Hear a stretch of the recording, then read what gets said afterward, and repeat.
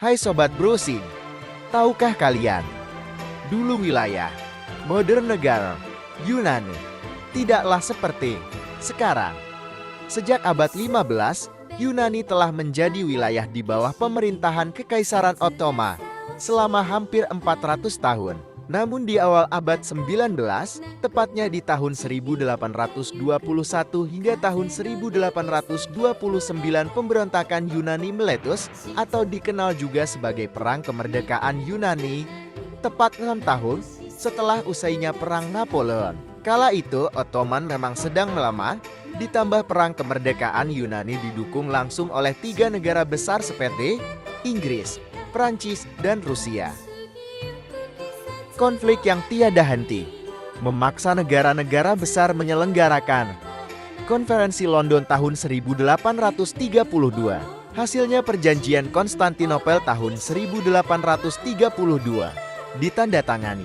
Isinya berupa berakhirnya Perang Kemerdekaan Yunani dan menjadikan Yunani modern sebagai negara merdeka yang bebas dari Kekhalifahan Utsmaniyah.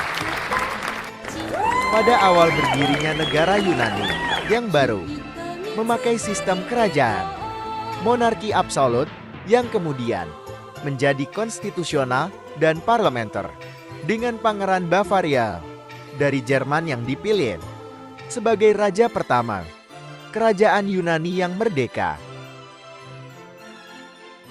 Berbagai ketidakpuasan dalam internal negara Yunani di awal berdirinya mengakibatkan situasi yang sulit seperti digulingkannya Raja Otto I dari dinasti Bavarian Jerman. Tahun 1863, pihak Inggris memberikan Yunani hadiah berupa Kepulauan Ionian sebagai perayaan atas naik tahtanya. Pangeran George I Denmark sebagai Raja Yunani yang baru. Sepanjang pemerintahan, negara Yunani modern yang baru terbentuk selalu disibukkan oleh konflik, baik internal maupun luar, seperti konflik yang terus terjadi dengan negara Ottoman, yang dimana pihak Yunani ingin merebut wilayah-wilayah Utsmaniyah, yang memiliki mayoritas etnis berdarah Yunani di dalamnya. Klaim teritori ini berasal dari gagasan yang bernama Ade Megali, konsep yang ingin mendirikan negara Yunani yang mencakup semua wilayah yang dihuni oleh etnis Yunani, termasuk populasi Yunani yang masih berada di bawah kekuasaan Utsmaniyah. Seusai Perang Kemerdekaan Yunani tahun 1830-an dan wilayah-wilayah yang sebelumnya pernah dikuasai oleh Yunani, seperti Balkan Selatan, Anatolia, dan Siprus. Tepat di tahun 1877 sampai tahun 1878 dipicu krisis Timur Besar. Perang Rusia Ottoman berlangsung, berakhir dengan kemenangan Rusia. Kekuatan-kekuatan besar Eropa ikut andil menengahi konflik yang terjadi. Alih-alih sebagai penengah, negara-negara yang ikut intervensi juga mempunyai kepentingannya masing-masing. Perang Rusia Ottoman selesai dan menghasilkan Perjanjian San Stefano tahun 1878. Akibat dari kekalahan Ottoman, beberapa wilayah di Balkan kemudian merdeka, beberapa ada yang menjadi wilayah semi-merdeka, tetapi masih menjadi pengikut dari Utsmaniyah, hingga ada yang menjadi wilayah otonomi khusus. Namun hasil Perjanjian San Stefano ditentang oleh mayoritas negara-negara besar Eropa, karena dalam perjanjian tersebut terbentuknya sebuah negara merdeka baru yang luas di Balkan, Bulgaria Raya. Ketakutan kekuatan besar lainnya tentang meningkatnya supremasi Rusia jika berhasil memiliki akses ke Laut Mediterania secara langsung. Hal ini membuat negara-negara lain di Eropa terancam perang. Kerajaan Yunani adalah yang paling keras menentang Perjanjian San Stefano, dikarenakan wilayah yang diklaim Bulgaria adalah wilayah mayoritas dihuni etnis Yunani. Krisis Timur Besar diselesaikan. Pro dan kontra tentang Perjanjian San Stefano diselesaikan dalam kongres yang diadakan di Berlin.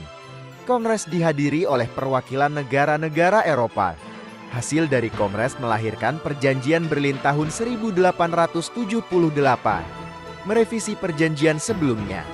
Dari semua poin-poin penting dalam perjanjian, isinya sama-sama menyenangkan masing-masing negara peserta. Kerajaan Yunani dalam Konvensi Konstantinopel tahun 1881 merunut dari Traktat Berlin tahun 1878. Perubahan teritorial perbatasan Ottoman Yunani diperbarui. Yunani mendapat wilayah baru di Thessaly.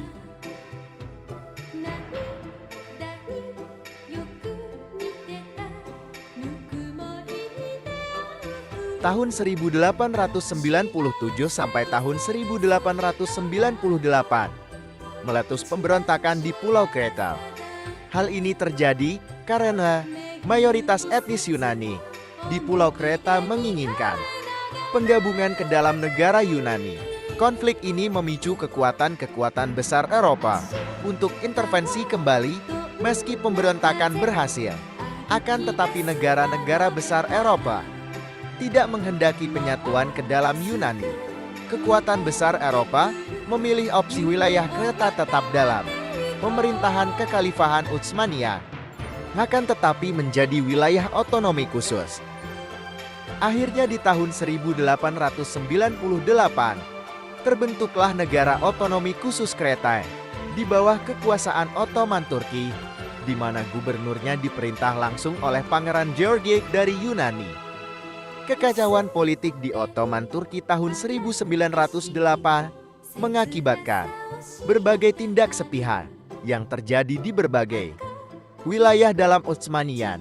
Salah satunya, deklarasi secara sepihak oleh rakyat di Pulau Kreta menyatakan telah bersatu ke dalam kerajaan Yunani. Namun penggabungan baru diakui secara resmi pada tahun 1913 oleh dunia internasional.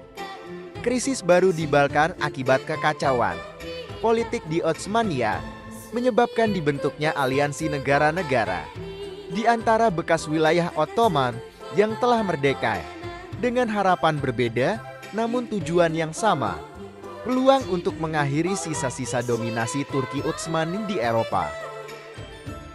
Terbentuknya Aliansi Liga Balkan I. Peta politik di Balkan setelah terbentuknya Liga Balkan dan sebelum meletusnya Perang Balkan I. Perang tidak terhindarkan lagi tanpa sepengetahuan Ottoman. Negara Balkan yang telah beraliansi menyerang Utsmani secara bersama pada tahun 1912. Front pertempuran Yunani Ottoman adalah yang paling sengit.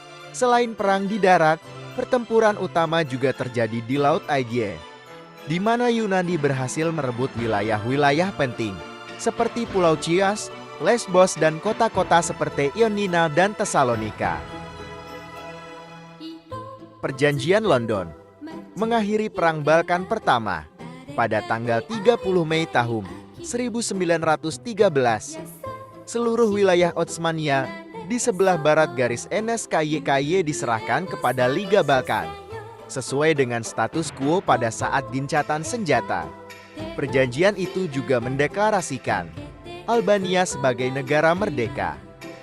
Namun hasil perjanjian London, terjadi ketidakpuasan antara beberapa aliansi Balkan tentang Bulgaria yang hampir mendominasi wilayah di selatan terutama batas di Makedonia. Karena ketidakpuasan ini, perang kembali pecah di Balkan pada tahun 1913, kali ini antara Bulgaria dan bekas aliansinya, Yunani dan Serbia. Di tengah Perang Balkan Kedua, Rumania dan Kekaisaran Ottoman ikut serta masuk dalam perang.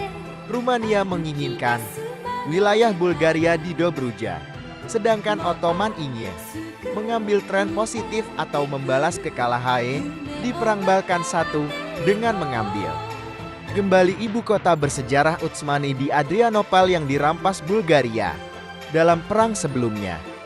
Bulgaria yang terdesak oleh serangan dari setiap arah dipaksa untuk mensetujui gencatan senjata.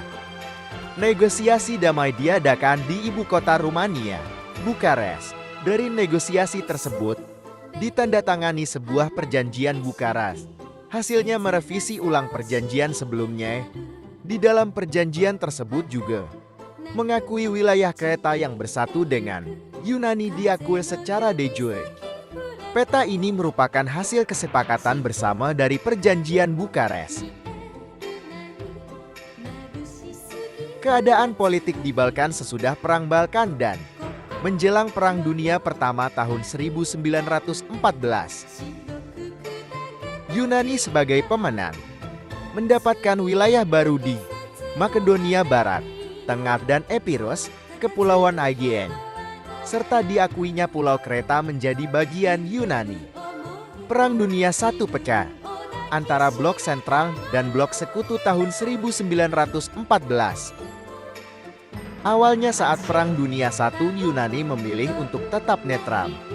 Kekacauan politik di Yunani memicu ketidakpastian. Apakah Yunani harus memasuki perang atau tidak? Pada tahun 1917, selepas intrik yang terjadi dalam pemerintahan Yunani atas campur tangan Sekutu, Yunani bergabung dalam perang di sisi Sekutu. Setelah memasuki perang, Yunani dihadapkan oleh musuh lama mereka saat Perang Balkan, yakni Bulgaria dan Ottoman Turki. Pada tahun 1918, Perang Dunia Pertama usai setelah kekalahan. Anggota Blok Sentral dan menyerah secara bergantian, mulai dari Bulgaria, Kekaisaran Ottoman, Kekaisaran Austro-Hungaria, dan Kekaisaran Jerman. Bulgaria yang merupakan Blok Sentral yang kalah, diwajibkan memberikan sebagian wilayahnya kepada pemenang perang yang ditandatangani dalam perjanjian Neuilly-sur-Seine tahun 1919. Isi perjanjian Neuilly-sur-Seine tahun 1919 memberikan keuntungan besar kepada Yunani. Dalam perjanjian tertulis bahwa Bulgaria harus menyerahkan Tracia Barat ke pihak Sekutu yang kemudian memberikannya ke Yunani pada konferensi San Remo, sehingga Bulgaria tidak lagi memiliki akses langsung ke Laut Aegean maupun Laut Mediterania. Dalam perjanjian lain, yakni perjanjian Sevres tahun 1920, Kekhalifahan Utsmaniyah wilayahnya juga dibagi-bagi oleh pemenang perang. Salah satu isi perjanjian Sevres tahun 1920 adalah Yunani diberikan sekutu wilayah Ottoman di Izmir dan Tracia Timur. Peluang ide Megali yang terbuka lebar membuat Yunani segera menduduki wilayah yang telah dijanjikan Sekutu. Meletusnya Perang Yunani-Turki tahun 1919 sampai tahun 1920 atau di Turki disebut dengan Perang Kemerdekaan Turki. Gerakan Nasional Turki berhasil menghalau invasi Yunani di Anatolia Barat. Izmir berhasil direbut kembali oleh Turki. Kekalahan yang tidak terduga memupuskan harapan gagasan ide Megali tentang pengembalian teritori Yunani era Bizantium. Konflik sekutu utamanya Yunani-Turki akhirnya diselesaikan dalam Perjanjian Lausanne tahun 1923 menetapkan garis teritori Turki modern. Isi dalam Perjanjian Lausanne menyatakan tanah yang diserahkan kepada Yunani dari Kekaisaran Ottoman direstorasi oleh Republik Turki. Yunani kembali ke perbatasan sebelum perang dan terjadi pertukaran populasi antara Turki dan Yunani.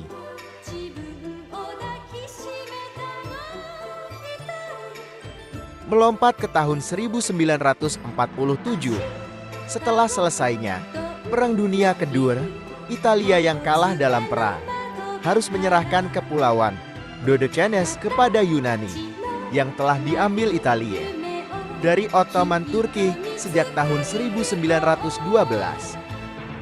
Jadi begitulah ekspansi yang dialami negara Yunani modern hingga menjadi peta Yunani yang kita kenal saat ini.